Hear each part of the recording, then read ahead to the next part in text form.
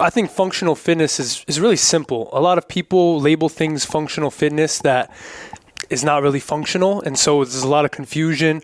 A lot of top fitness influencers, especially the research-based one, they laugh at the term functional fitness and say it's, pseudoscience or woo-woo, whatever they would want to say. But to me, functional fitness is simple.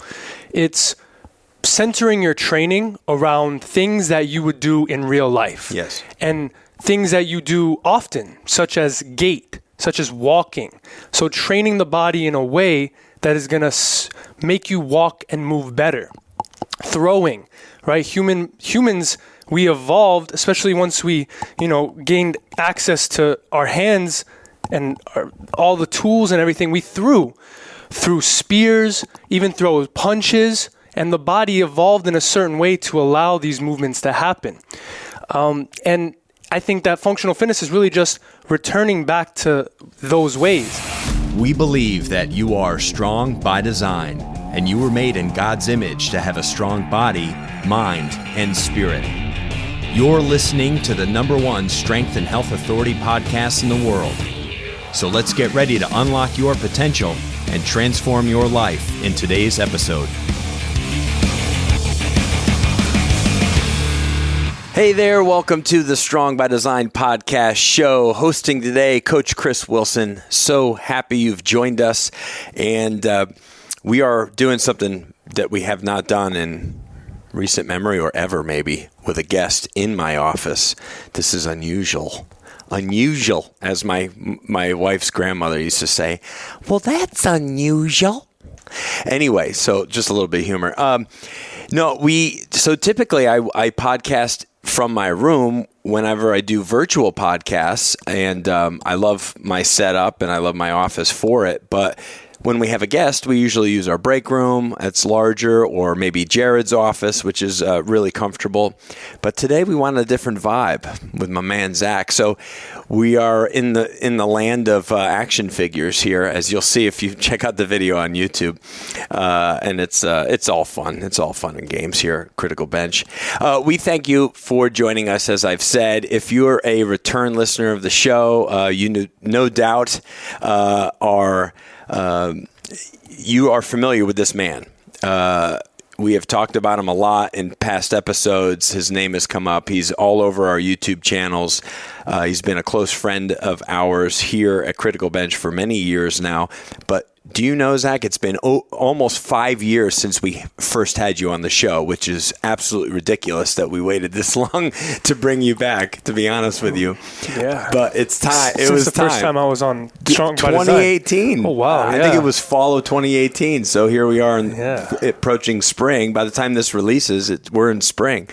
So, anyway, it's a real pleasure to have our good friend back on the show, and today's conversation is going to be just terrific. I think both of us love having these conversations, but to then be able to share our insights and our experiences and some wisdom with our followers and our listeners is always exciting. And to put some goodness into the world, God knows we need it. So if you're a brand new listener of the show, we thank you so much for finding Strong by Design. We believe you're made in God's image to have a strong body, mind, and spirit. We touch on all of those phases very often here on the show, almost not, I don't even say by accident, but there's conversations that I felt going in were going to be strictly really kind of fitness or physical topics that end up kind of bleeding over into faith or bleeding over into mental stuff. It's amazing how everything is connected. And I think truly people who are strong by their own design, but are looking at all these areas of their life.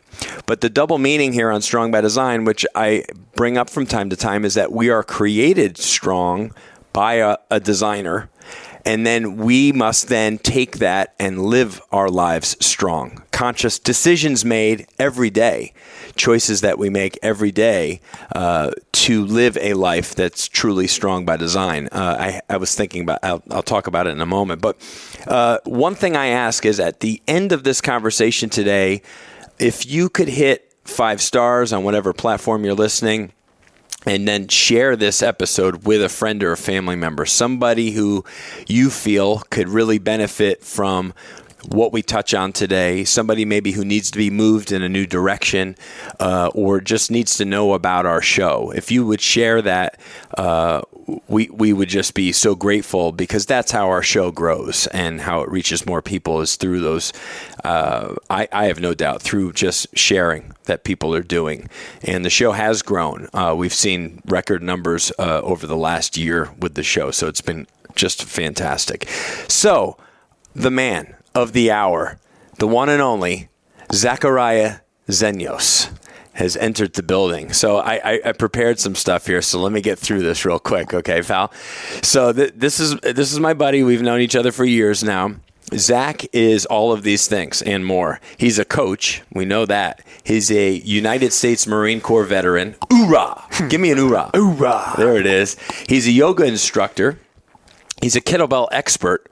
He's a mace ball, Indian club, and sandbag pro. If you follow him on Instagram, and we will share what his follow is at the end, because he puts some great stuff out there in the world. He's a structural therapist now. More on that to come. He's a Qigong. I think I said that right. Qigong. Or, sorry, Qigong I meant to say. Depends. In Korea, they say Qigong. I thought I've heard it pronounced like Koreans that before. Pronounce it Qigong. But And you know why? It's because my son has done Taekwondo for like 6 years, so I'm used to hearing Korean words from. Okay, so he's a Qigong practitioner. I mean, I say practitioner. You use it a lot in your weekly practice and stuff. We'll talk about that as well. He's a thinker. He's a student. He's an influencer, a YouTuber, a badass man. And he's a friend to many. And he's been a friend here to us here at Critical Bench for many years now. And we just love this man. So, Zach, welcome back on the show. Thanks for having me back, Chris. Yeah, it's been a while. I know. Last time we talked about mostly yoga for athletes and breath, I think. Yeah. Just 5 years ago. Wow. Dude, I'm telling you, you were in this first like 20 episodes. If someone wants to go back, scroll all the way back to 2018. Yeah, you're like, I don't know what number. I'd have to look it up, but you're back in that beginning when we filmed in the break room. Yep. We were just really kind of getting used to this whole experience of podcasting. Back when we had the tabletop mics, we didn't do the headsets like we do now, which make it a little bit more, I don't know, I think it gives you a little bit more laser focus, and then you don't have to worry about talking into a microphone. It's just there in front of your mouth the whole time. It makes it easier. So did I miss anything with that introduction? Did I leave out any key things that people should know about you? I mean, I think you hit most of that on the head, master's degree and all those little credentials too, but that, Yeah. Well, schooling for you, schooling has been, you've been in school for like, how many years in a row pretty much have you been in school, aside from being in the Marines, obviously? 7. Yeah, 7 years. Since you got out. Since I got out, I went right into community college and then knocked out bachelor's, master's. Then right after master's, went to neurosomatic school, which was a year and a half. Just finished that a week ago. So yeah, dude, congratulations on that too. That was almost 2 years? 18 months. 18 months. About the same length of time my wife was in nursing school. You guys finished almost the same time, started and finished. And you're about to become a structural therapist, doing something that we're going to have you here, obviously, to come do some work on our old bodies. But my wife's about to become a nurse. She starts in a couple of weeks at a local hospital. She's like nervous, excited, all of these things, because she's been in veterinary medicine for 20 years.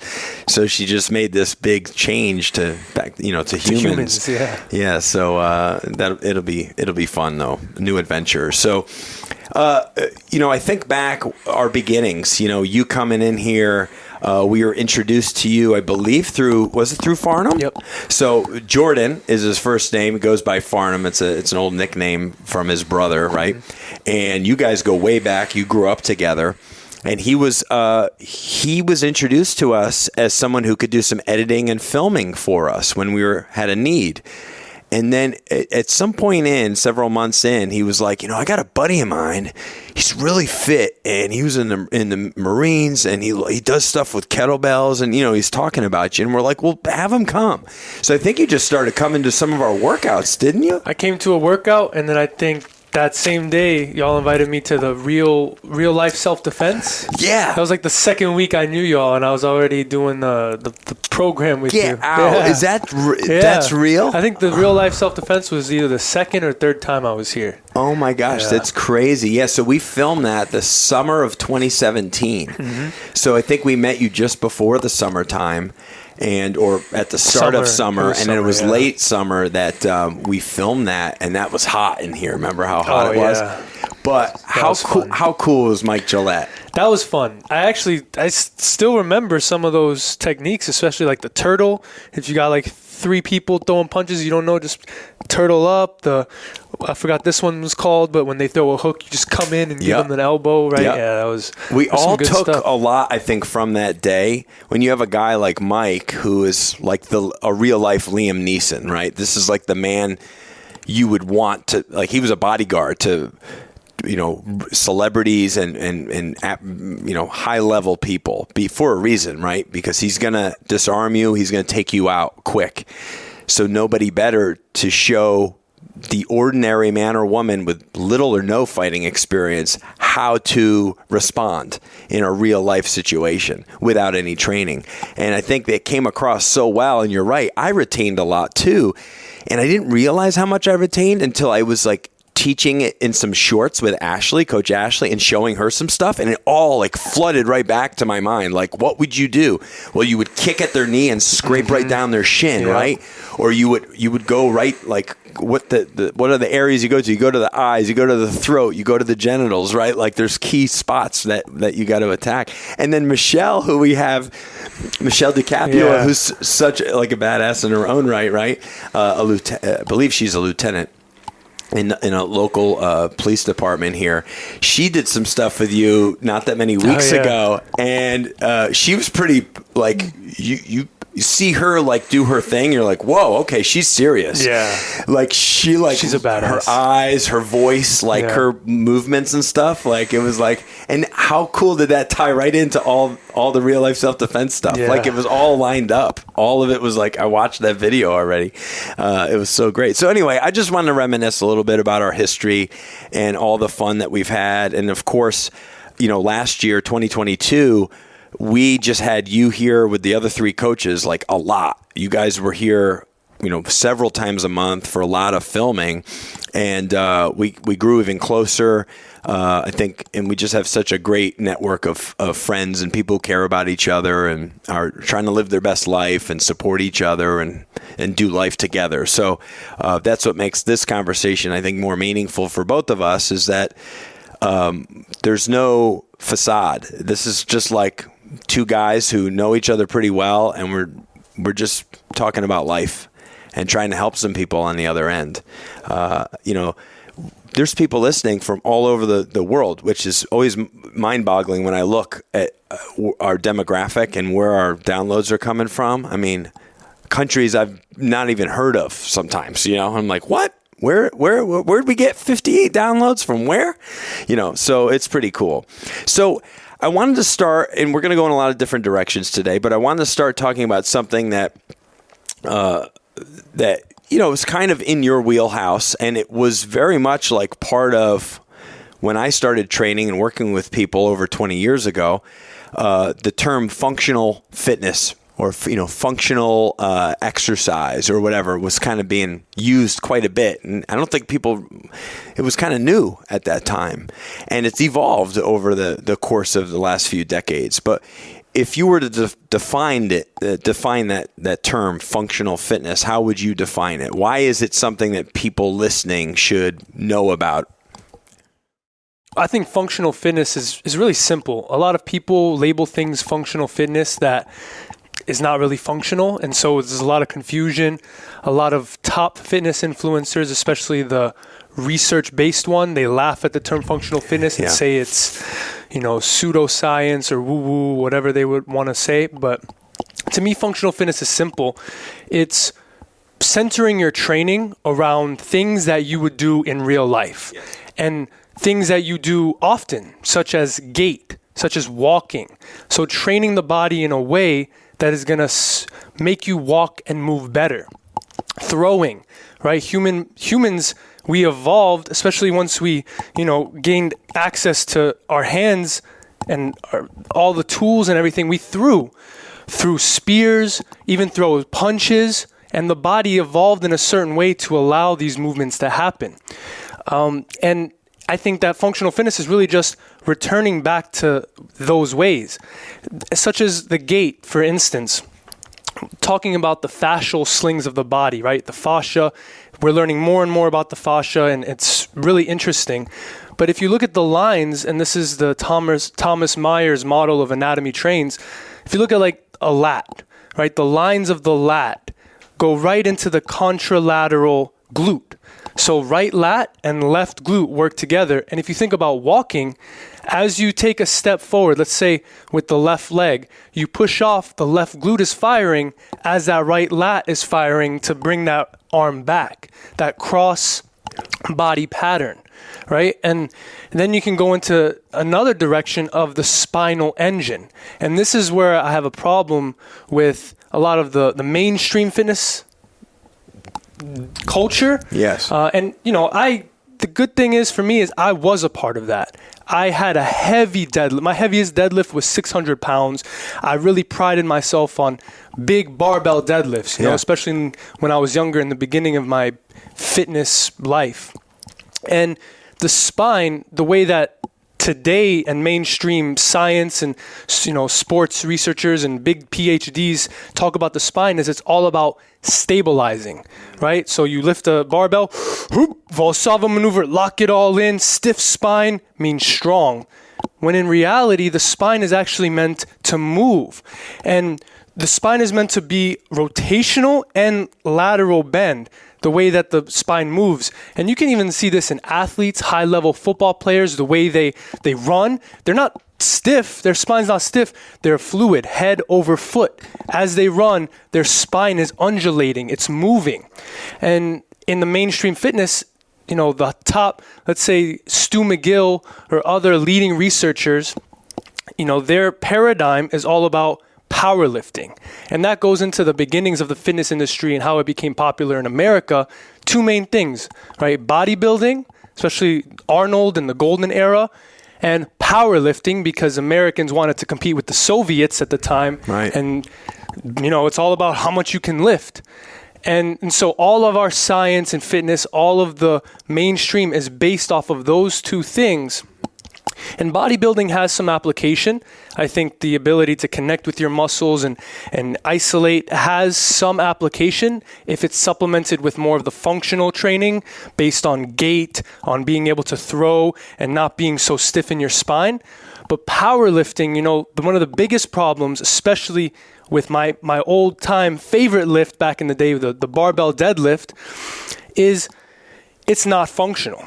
And a lot of people will say, what do you mean it's not functional? You're lifting something off of the ground, right? Or a barbell squat. How is that not functional? Our bodies are meant to be able to deep squat. And the reason why it's not functional is because tell me one thing in real life, in nature, that is like a barbell. Right. That is perfectly symmetrical.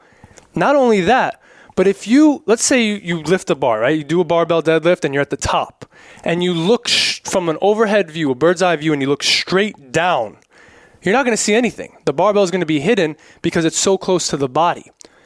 The leverage for the human is so good with the barbell deadlift, which allows them to lift way more weight than they normally could. What that does at the top of a barbell deadlift, right?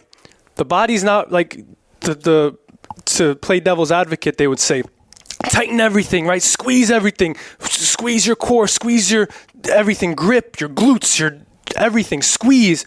But what is actually happening is all that load that the human body would not normally be able to handle is going right into the lumbar spine. Compression right on the lumbar spine. And then we're taught the Valsalva maneuver. I actually have videos here teaching the Valsalva maneuver. Mm-hmm. And the Valsalva maneuver is actually just an emergency system for the body to use not commonly, whenever it needs to handle weight that it can't handle. So then we're using the Valsalva maneuver. What's that doing, right? You take a deep breath in, and then brace. You tighten everything. What is happening is you're actually locking down your diaphragm. You're spasming your diaphragm. So then if you take, you take a lot of power lifters or people who did big lifts, they have breathing dysfunction. Almost 9 times out of 10, unless they're doing the work to counteract that, they have a breathing dysfunction. Why? Because their diaphragm is spasmed down and they're stuck in inhalation. So now they don't have access to their diaphragm. So now they have to use their secondary muscles to breathe. Add even more gas to the fire, and then you bring in the weight belt. The weight belt so they can handle more weight, so they can create that fake intra-abdominal pressure, creating all this stiffness, all this tightness in the viscera, in the belly, which later on in life means that these guys will break down. They go to the doctor, boom, doctor immediately gives them HRT, hormone replacement therapy, to enable them to continue living the lifestyle that they're living, continue training in the way that they're training. And so I'm not saying there's anything inherently wrong with like a barbell deadlift if you used in the right ways, but in the mainstream culture, I mean, it's so overemphasized and in my opinion, overrated if you actually want to do this long term. Yeah, my brain goes immediately to real world strength, and it's not really applicable, is it, to real world strength? It's not. Picking up an object, let's say, and that's where, that's where I feel like strongman type stuff, that type of training kind of goes above and beyond a lot of the gym regimented, A to B training that's just so controlled, like perfect environment controlled, right? But it's not really like, what about if you were picking up a tree branch, right? It's not going to be equal weight on both sides. It's going to be a little bit weird. It's going to have bends and extra small branches and things that you're going to have to pick it up, approach it differently, or a large rock, a boulder of some kind. And that's where all of this training that you've been doing and showcasing on your Instagram in particular with the oversized sandbag, that big kind of round, odd sandbag where you're shouldering it and stuff. And that's it has grown in popularity, has it not, over the last couple decades? Well, I think we're going to begin to see a shift. I think the fitness industry is going to become more and more fragmented, I think, in the coming years. And to go back to the strongman sandbag, as I spoke about the barbell deadlift, if you take the top portion of a barbell deadlift and you look from a bird's eye view straight down, you don't see anything, right? The leverage is so good. At the top of the barbell deadlift, there's not much engagement happening, just compression. Take a strongman sandbag. First of all, you're going to pick it up. You have to reach around and squeeze. So then you're engaging your upper body more than you ever would with a barbell squat or deadlift. Your pecs have to squeeze. But then at the top, take that same bird's eye view and look down. You're going to see, depending on how big the sandbag is, you're going to see feet out in front of the body. Now, what does that mean? That means that the center of gravity for the person with that weight is projected forward. What does that mean? Weight's out here. Your posterior chain has to work way more in order just to hold that. So a person at the top with a sandbag and a person at the top with a deadlift, the engagement with the sandbag is way more. And, I think with the barbell deadlift, the sagittal, bilateral movements and the emphasis on that, we have an inflated sense of human strength. Sure. 315 pounds on a barbell deadlift is light work. I used to warm up with that. Yeah. 300 pounds is light work. Guarantee you, most people who can barbell deadlift 300 pounds won't even be able to bring a 300-pound sandbag up off the ground. No, correct. Or Atlas stone, right? Atlas stone, yeah. Same idea, really. You have to reach around, grab it, pick it up. I mean, think about in nature. That's all we would do. Take the men, we would hunt, right? We get whatever antelope, and you throw it on your shoulder. You have to reach around, throw it on your shoulder, and walk like this. Women gathering, primitive cultures had big baskets, and then they walk around like this, or throw stuff on their shoulder. Right. And that's real world strength. And I think the reason why we're having all these people break down, and it's becoming normalized, HRT is becoming normalized to enable people to continue doing these lifts. I don't see many older people being able to do these barbell deadlifts and squats and all the injuries, it's like this go and, taking tangent, David Goggins, for instance, that philosophy of David Goggins, I think that a lot of people need more of that warrior spirit, that inner strength to be able to push through. But I also, David Goggins have had several injuries. I don't see him being able to do the things he's doing now because his whole training is based off of always pushing to the limit, always taking yourself to the max. Right. And while I think that's useful in the right dose, I think our culture, especially fitness culture, is so focused on that, so focused on the universal principle of progressive overload with these bilateral sagittal lifts that they're always going heavier and heavier and heavier until they get injured. And that's just accepted. Right. Getting injured is just an accepted part of the training in today's culture of fitness.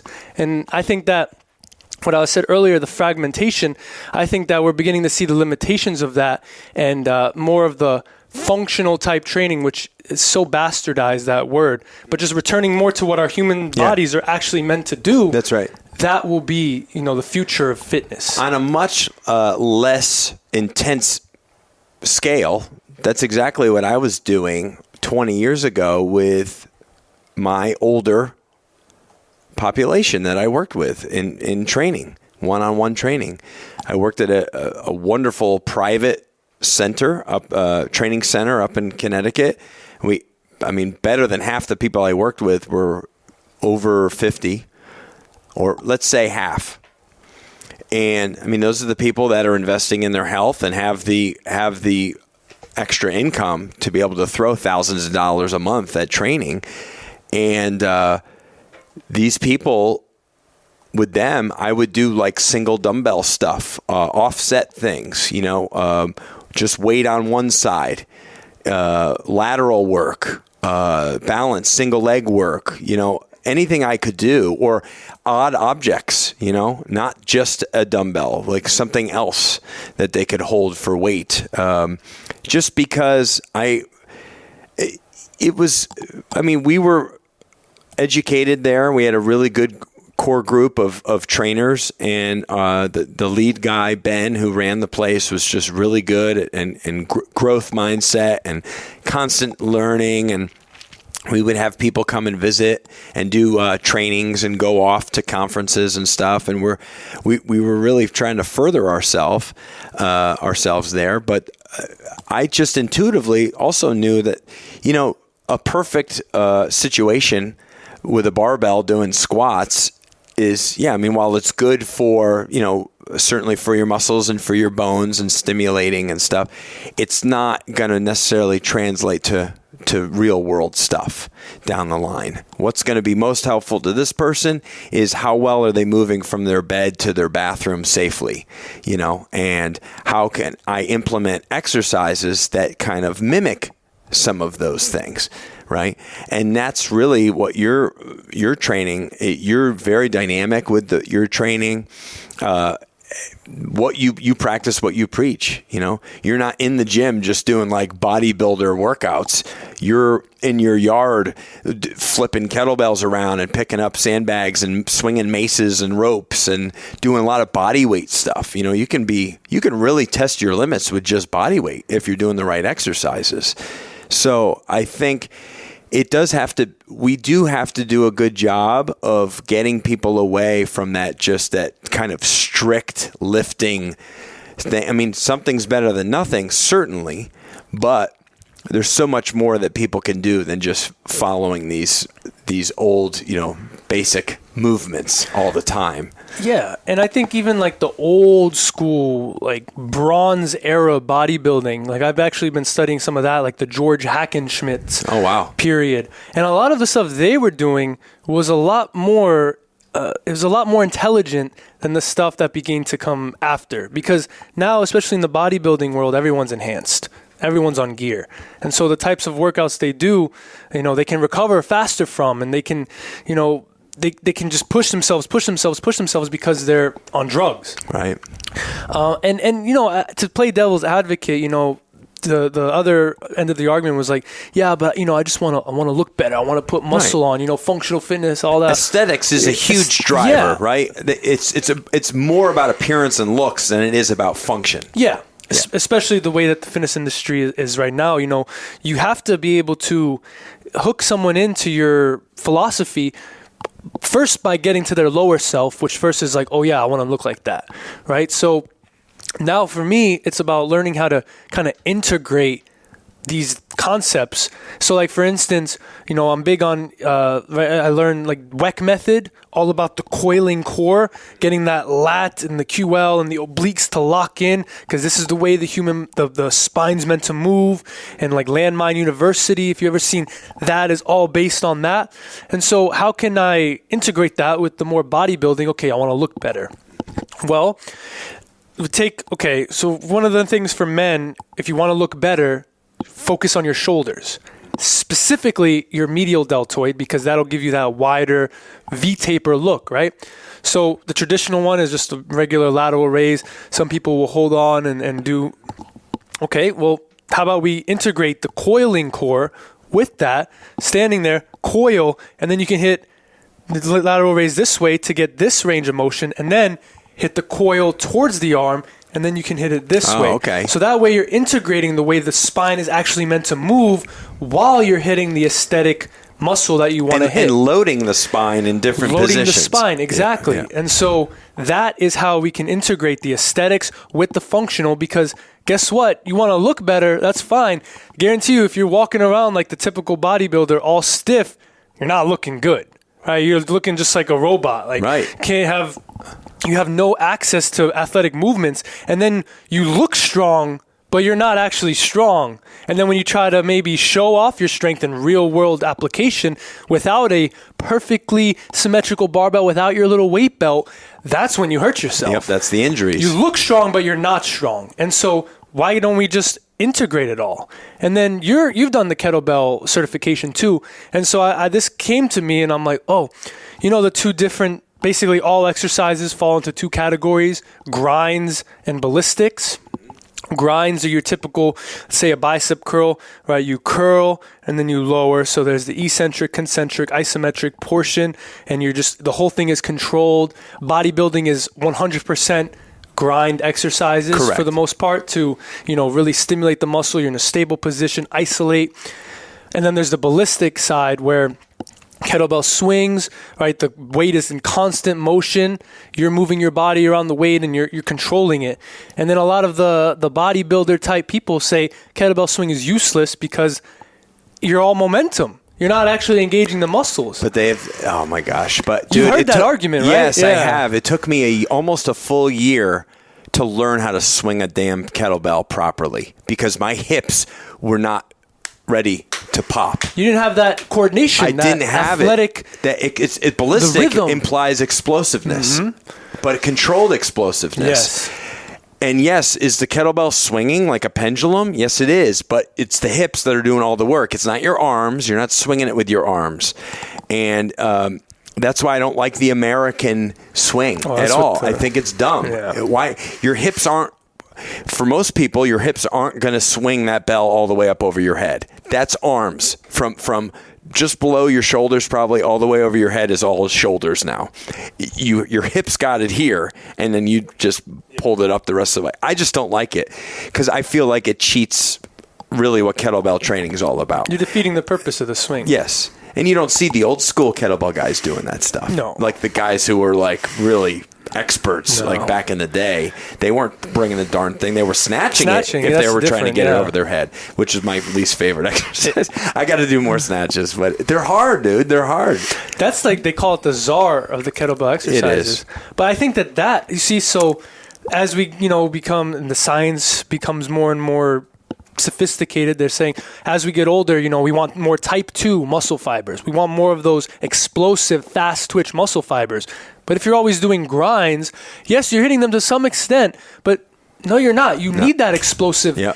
Everything athletic and the whole human race is based off of being athletic, being explosive, being able to It doesn't even matter. You can look at, all the different cultures. In Africa, the savannas, they had to be able to sprint, throw far, fast. Up in, let's say in Scandinavia, the Vikings, they had to be explosive with the big, like all of the Native Americans, explosive. Yes. It's all explosive. And then that, as we learn with our science, that is the most important thing as we get older to develop when we're younger. So then we hold on to that. And that is true strength. That is true athletic prowess, is being able to ballistic exercise, take a kettlebell swing, be able to have the coordination, the rhythm, the timing to be able to explode at max, right? Your glutes, your hips are boom at the right moment, and then relax. It just floats. That's why they call it a floating bell. And that's your rest. You relax. And then as it comes back, you load the lats, you load the hips, and that timing, that coordination, guess what's happening? That explosive contraction of the glutes, boom! That's such a strong contraction that is really going to target those type 2 fibers. And all the people who say, and they'll stick to the studies and stuff, it's all momentum. I'm like, you're short-sighted, and that's an unintelligent statement to make. Yeah. Man, that's ridiculous. That's ridiculous. Yeah. And I experienced it firsthand, as I said, after years and years and years and years of bodybuilding. Even though I was doing other good stuff, I was back before I started working at Critical Bench. I was a general manager of a fitness and tennis center. I oversaw all the personal training, but I was really not skilled in kettlebell. I knew very little about it. And didn't implement it very much with my clients. I was still doing functional training with people, and I was playing a lot of tennis, and I was, I was in good shape, and I was fairly young still. I was in my early 30s. I was in good shape, but then I started doing this kettlebell work because Mike's like, hey, before you start, let's do this kettlebell workshop where we get certified together through Dragon Door, get our RKC, which at the time I think it was before Strong First had even existed. Yeah, it was Pavel had gone off on his own, but that's where he started was with Dragon Door and them, and so we go to this workshop he's investing in going to training to this guy Mike Willie. Mike Willie. Yeah, he was beast. The dude's a beast. He's one of the best I've ever seen with a kettlebell. He doesn't look it, but he's strong. And that's dude, that's what I'm talking about. That's true strength. Yeah. He's not intimidating at all. But then you see the guy pick up a friggin' beast kettlebell, 106-pound kettlebell, and he'll do pistol squats holding it. He'll do the bent press, dude, which is he's an animal. And I saw that guy. I was like, dude, I have so much admiration for you because I outweigh you by like 50, 60 pounds, and you make this kettlebell look like it's a toy. And so we learned from him. He got us through the workshop. And then I still had to do follow-up testing to be able to get certified all the way. You have to submit videos. And it took me multiple tries to get my snatch test. 100 snatches in 5 minutes. Yeah, dude. Well, it's no joke. No. And coming from the background I had, even though I was strong and fit, it didn't translate very well to me being a badass with a kettlebell. It took me 6 months to get legit at it. And we were, every week, hours a week, investing in kettlebell work. And so anyway, I just wanted to touch on that because I know you implement it all the time for yourself and anybody you work with, and it's what you showcase a lot on your Instagram. And so, yeah, please go. What your Instagram? You've changed it, your handle a few times over the years. What is it right now? Now it's just my name, Zachariah Zenios. Yes, it was Zach Zenios. Yeah, but then I had Zach Zenios on everything, and I was featured in some website for top 10 influencers on TikTok for yoga. Oh, wow. And they said my name was Zachary. And I saw Zachary Zenios. I'm like, that doesn't jive well. My name is Zachariah. So then I changed it to this is Zachariah Zenios. Yeah, I like it. So that's good. So go follow him. You'll love his stuff. You put out a lot of content, and a lot of it's just really cool, like I say, backyard training. And you've worked with, you have some friends and stuff that have come over. And a couple friends, clients, just the ones that I trust coming over now. No, it's great because now people see you working with someone and how what you're able to do to correct them. Mm-hmm. The one guy was struggling to shoulder that sandbag in that one video from a few weeks back. I enjoyed watching that. So that was fun. So again, congratulations on the schooling that we've talked about that you've just completed with just in the last couple of weeks. Tell our listeners a little bit more about what neurosomatic is and what your intent on using it in the next few years. Yeah, so I just finished that program, Neurosomatic Therapy School.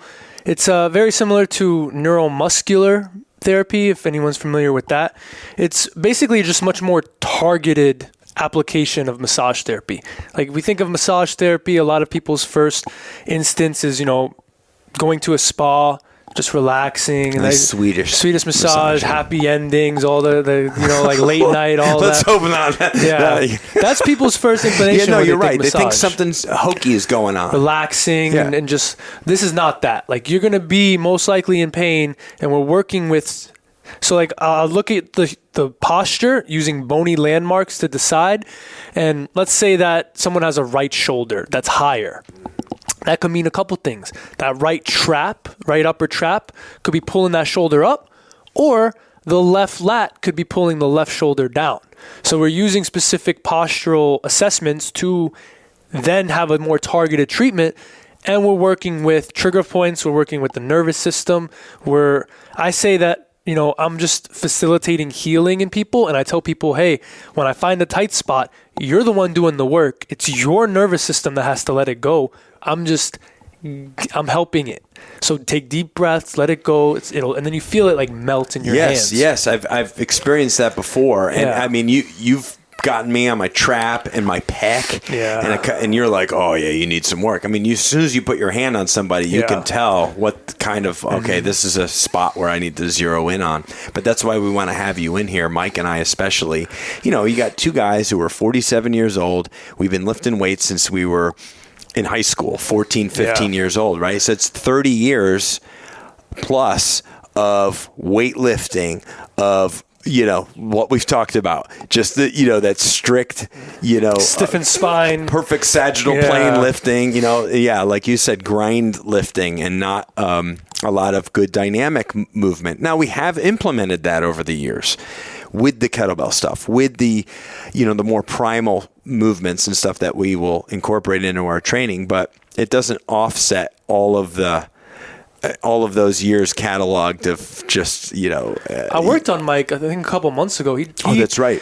Because he's dealing with the hiatal hernia. Yes. And, it was really good because he was the first person that I actually, like, a real life person besides myself that I got to work on the hiatal hernia with. And, it's hard because you have to really work the diaphragm, traction the stomach down. And, when the body is hard, because, he's like the fascia stiffens up and everything gets tight, it was hard to kind of get in there. But then I saw him a week later. He said, oh my God. He got relief. He got relief. He was really tender there too. Yeah, it was. I didn't realize he couldn't even lay on his belly in yoga without feeling like pain and discomfort. Hiatal hernia is a structural problem, and I think, not to go too in detail with this, but like, anatomy and physiology is a course in college that everyone takes. When you go to all pretty much medical doctors, they are almost strictly physiologists, right? If you have a liver problem, let's say, they'll do blood work, they'll look at the physiology of the liver and then give you treatment, mostly drugs or interventions based on the physiology of your liver. Yeah. Not a structural thing. So the body, like for instance, the hiatal hernia, that's a structural problem of the stomach either creeping up into the chest or the diaphragm, as I said before, being stuck down, especially because locking it down where the stomach pokes out. Which Mike, being a power lifter, absolutely played part in probably his issue, right? 100%. Yeah, unless it's a specific injury. Like for me, my hiatal hernia came from a specific injury. A lot of times it's from a weak diaphragm or locking the diaphragm with, the lifts that we already talked about. But like if you go to the doctor with a hiatal hernia, they'll prescribe you antacids. They'll just cut down the symptoms on a physiological level, and their only answer to structural is to cut you up with surgery. Right. Or rest. Rest. They'll say, don't rest. Don't do it. Yeah. Okay, so what? Don't exercise? Yeah.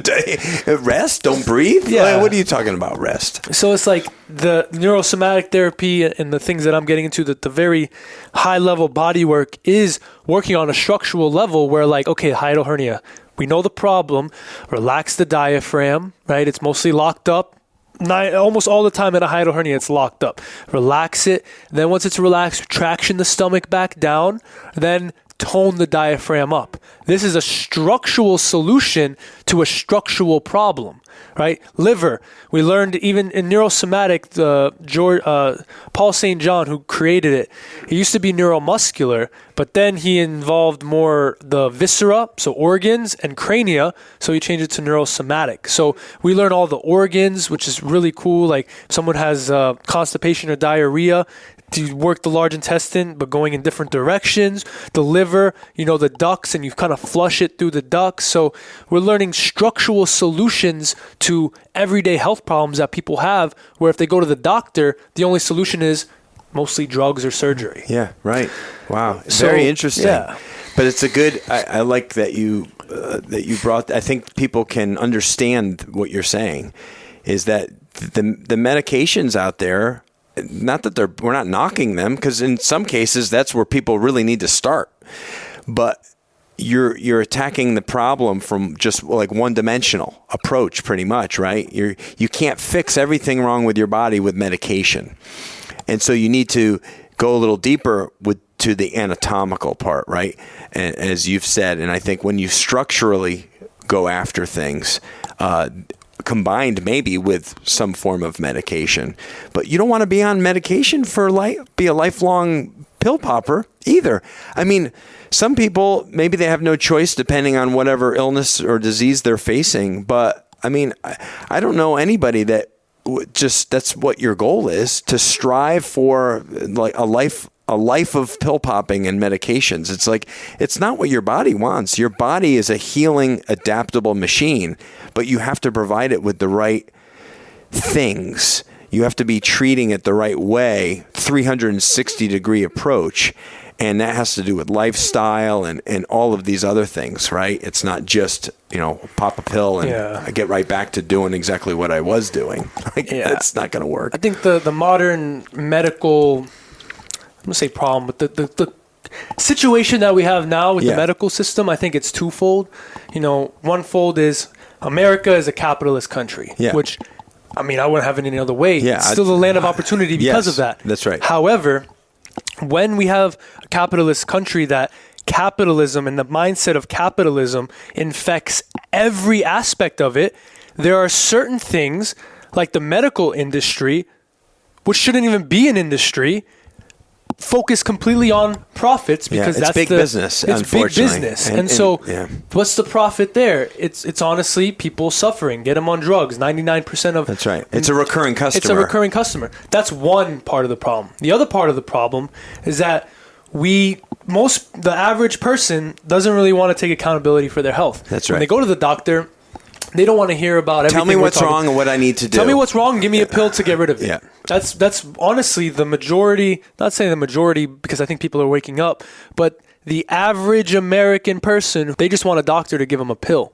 And so I think that we have to tackle that by raising the consciousness of people, realizing that they have the healer within them. And then, I don't see us, I think that self-care will become the future of healthcare if people start to, take that responsibility, because I don't see the medical system really being reformed in any way. And there's a lot of talk about Western medicine and the negatives about it. Let's say the positives, emergency care. Yes. If you get shot, or if you are in a life-threatening accident or something, like, this is nowhere else I'd rather be. They'll save your life under any circumstances. And in some cases, although my opinion on this has narrowed lately, surgery.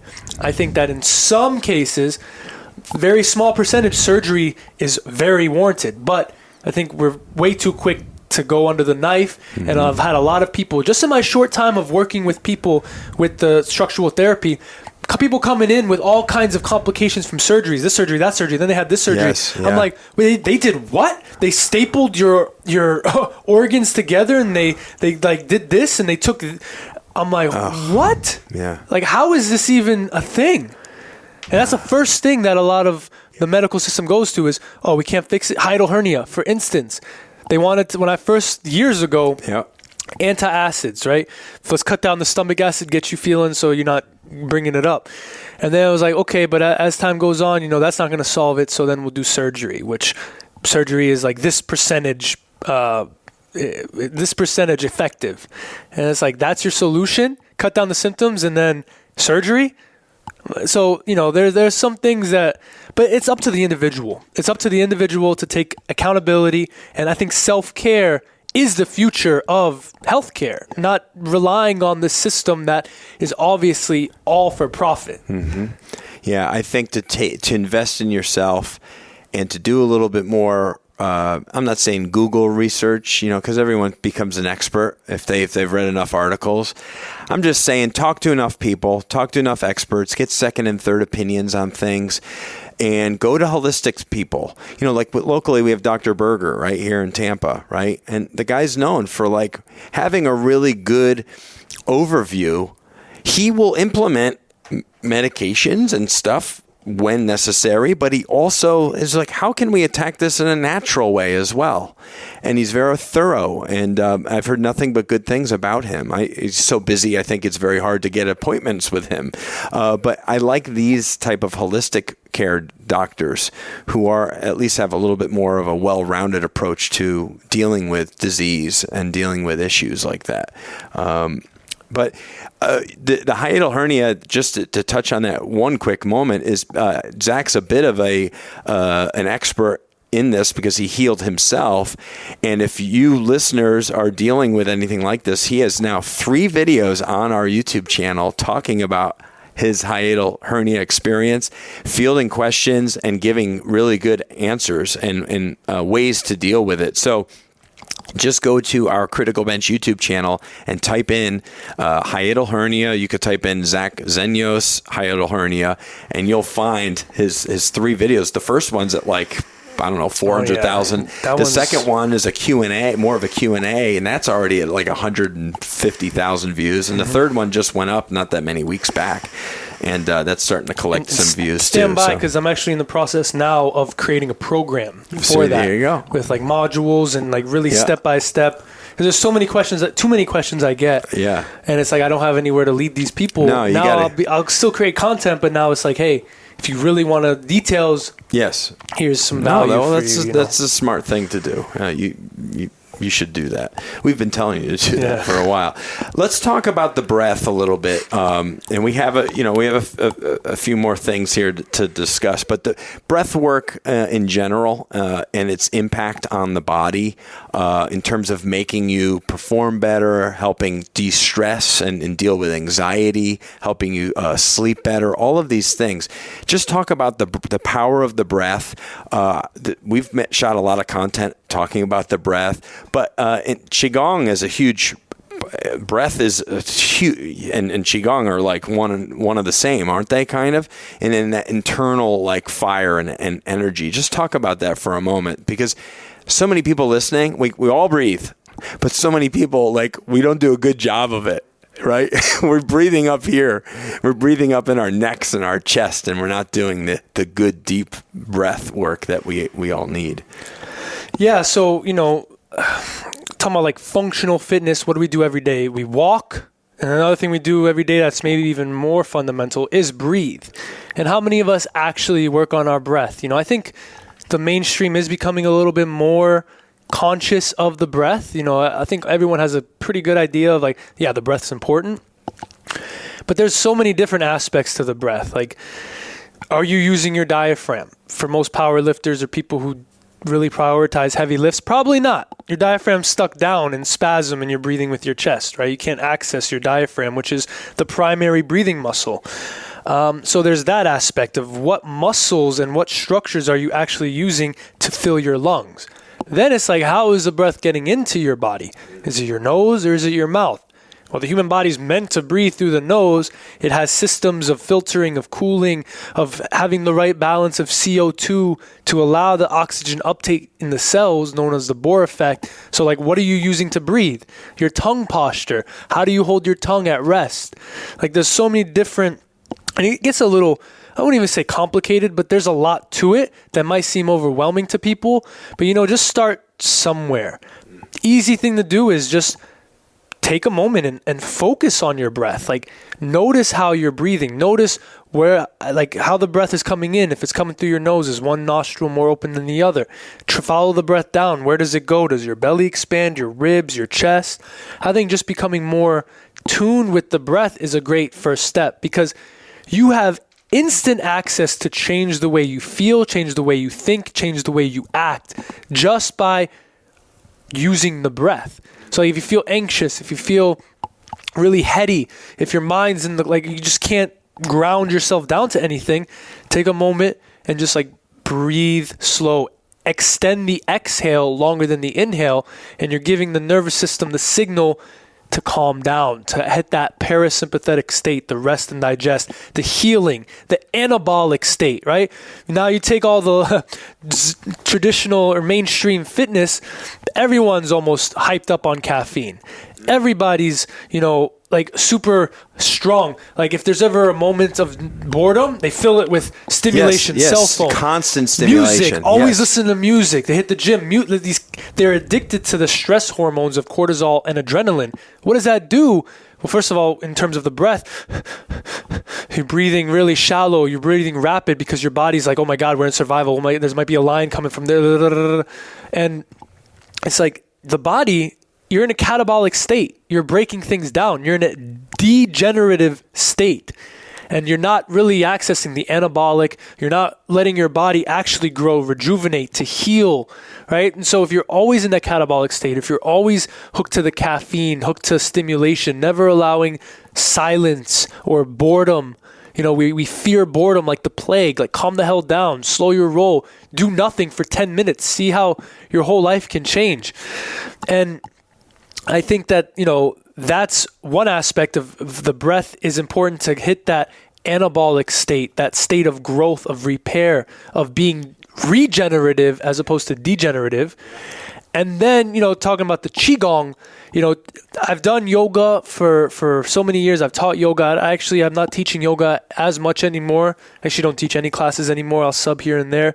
But for me, Qigong is it's so charging. So it takes breath work kind of a whole new level. 3 dimensions of Qigong. Okay. So 3 dimensions. There's the breath, there's the movement, and there's the visualization. Because Qigong is based on the philosophy of Taoism, which is all about there's always this, and I'm going to use the word Qi, but we can use the word, there's no English word for Qi or prana, or the Hawaiians call it mana. We'll say life force. Everything has this life force. And if you're a scientific-minded person, you're like, that's woo-woo. Where's the scientific studies to confirm this? Then my answer to you is, don't be so arrogant to think we have it all figured out. That's right. Don't be so arrogant to think that our science has everything figured out and we can look at everything in a microscope and understand the world. Science comes from scientists and philosophy. Yes. And there's always new scientists, and philosophies are always ever changing, right? So, for people to think that we have it all figured out, that's ego and arrogance at its highest. We don't have it all figured out. Not even close. Not even close. And so I do feel like why, and this always comes to my mind, why does nature always have a de-stressing and a anxiety-freeing feeling associated with it? Why? Because we are part of nature. We are meant to be in nature, not in buildings and boxes and walls. We are meant to be outside. Why does it feel so good for silence, for quiet, for nature sounds? I watched a friend of mine who was on the show some weeks back, Brian Alsrew. If you missed that episode, it's simply titled Die Empty. Go back and listen to it. This guy's an amazing human being. And he did a nature, building an outdoor shelter on his property. It's like an ASMR video. So he does an intro, and then he says, you're going to hear sounds of nature and sounds of woodworking. Oh, that's awesome. As I build this. It took him I forget how many hours to build this thing. And so he edited it down to probably like a 45-minute video or whatever of him building this outdoor lean-to shelter. All you hear is him working the wood. Birds chirping probably. Leaves falling onto running water. And it's one of the most, I felt like I was there. And I was like, that was so refreshing just sitting here in my office while I'm working, having that video playing. And it just felt so good. And I know you're just like this, and so is Big Frank. Why do we take so much from a trip or a hike or being outside and the fresh air and the sunshine and nature and seeing an animal in the wild? And why? Because that's who we are. That's what we're part of. And we have robbed ourselves if we think we don't need it. And it all plays into this Qigong and this life force and this connection to nature and breath and all of this stuff that we need more of. And why is our society and our culture in such havoc and disarray? Is because we've gotten away from that. Yeah. So the way that the Western scientific-minded people would say is the reason why we feel so good in nature is negative ions, right? And then they would go down into that and say positive ions are created by digital devices, and we go out to nature, negative ions get to clean up the free radicals and that whole. But I'd rather the more ancient philosophy of everything has chi. Everything is oscillating at every moment. It's breathing, right? The breath of life. And so what Qigong does, and I advocate doing Qigong always barefoot in the grass or touching the earth outside and around nature. Because what Qigong does, it's a direct way, straight up energy work where you got all the chi around you, right? All the trees, everything, all the life force energy that's invisible to us, invisible to our scientific instruments. And what Qigong does is it coordinates movements with breath and visualization to actually channel the chi and then bring it down into your energy centers. So it's like coordinating. There's all different aspects of Qigong. There's the philosophy of each organ has a specific sound and a color. So there's the healing sounds where, take lungs, for instance, like you breathe in, like the visualization is you breathe in white, fresh air, and then you open your eyes, exhale, and you imagine the stale, like a yellow air, everything in your lungs that no longer serves you, with the sound of, and then each organ has that. So it's just straight up direct energy work, working with the natural rhythm of the world. And I think, I don't know if science will ever catch up to that and be able to say, oh yeah, we found chi in a microscope. Simply because science is not objective. There's probably a lot we're not just supposed to have figured out.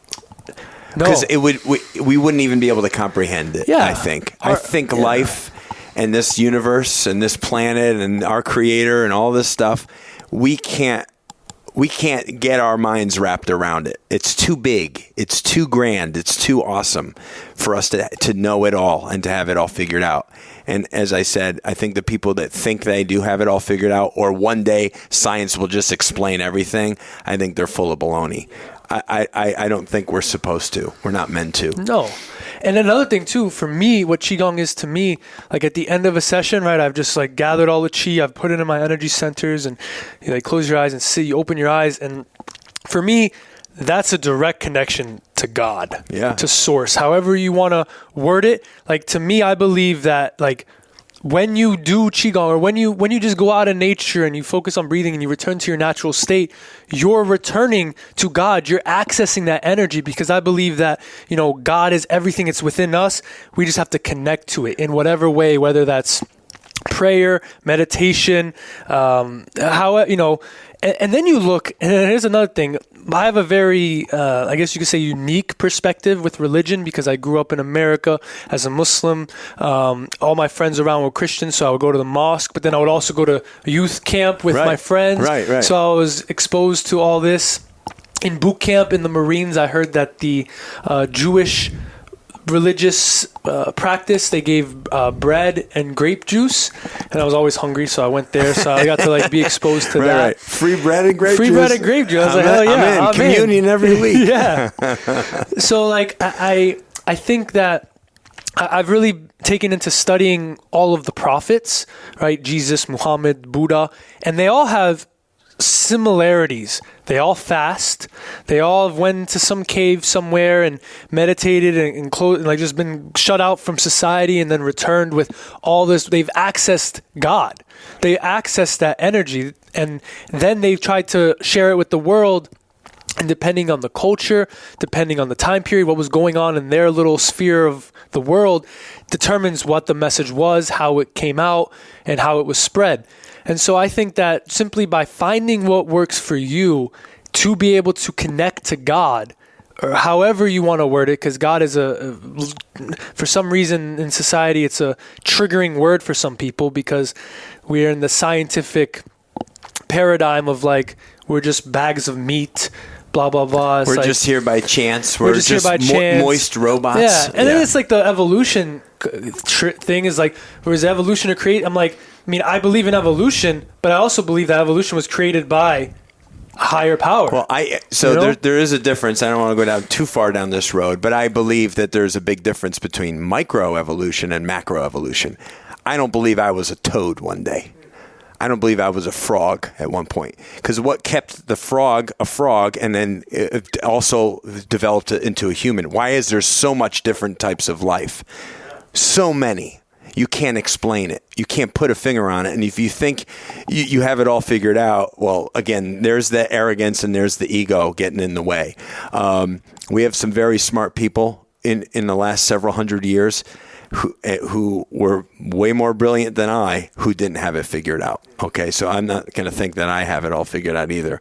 But I do think just the fact of grounding yourself in nature with your breath, to breathe in quiet and in the sounds of nature and in the presence of the sun and all of these things, I feel like that's one of the most healing, life-giving things that you can do for yourself. 100%. So if the big takeaway is just anyone listening, get out in nature a little bit more, go for walks in the woods. Mm-hmm. If you don't have woods near you, travel a little bit more or take a longer drive to go trail walking.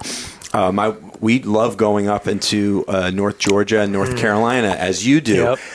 We're down here in Florida. Now, Florida has a lot of great nature as well. We got the oceans and the beaches, which are also very healing and amazing.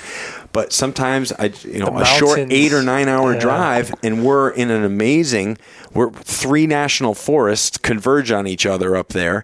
And my family and I love it. And all we do is go out, and we're outside every day for hours. And the kids, we all sleep great. And we feel stress-free, and we're doing campfires at night and s'mores, and we bring our dogs, so we have the dogs part of it and enjoying. Connected. We feel connected, and we're discovering things, going off on different trails that aren't even like, actual trails. We're just forging our own paths in the woods, and it feels good, and there's something about it I can't quite explain it or put my finger on it, but I know it's good and it's healing, and we all like it and gravitate to it. So I just love it. Before we get to what I kind of really want to close our conversation with today, which is, I think, a very meaningful topic of masculinity in today's day and age, I do want to just mention our buddy Farnham, who came up earlier. He, was a huge part of our team for many years, filming all of our content and editing quite a bit of it as well. And because your guys' long history together, but also his recent success. Give him some love. Yeah. We haven't talked about his more seasoning success over the last 2 years, but really the last several months, where he's really like taken off and blowing up. Yeah, he got hit up by Gordon Ramsay, and I think he's working for Fox now. Like, that's the thing, it's an inspiration with social media, because if you just keep going and you keep providing value and your head's in the right place, eventually things will align. Mm-hmm. I'm really proud of him. He kept going, and now he's 400,000 subs on YouTube. That's great. Like I said, it was funny too. Blessings are sometimes curses in disguise.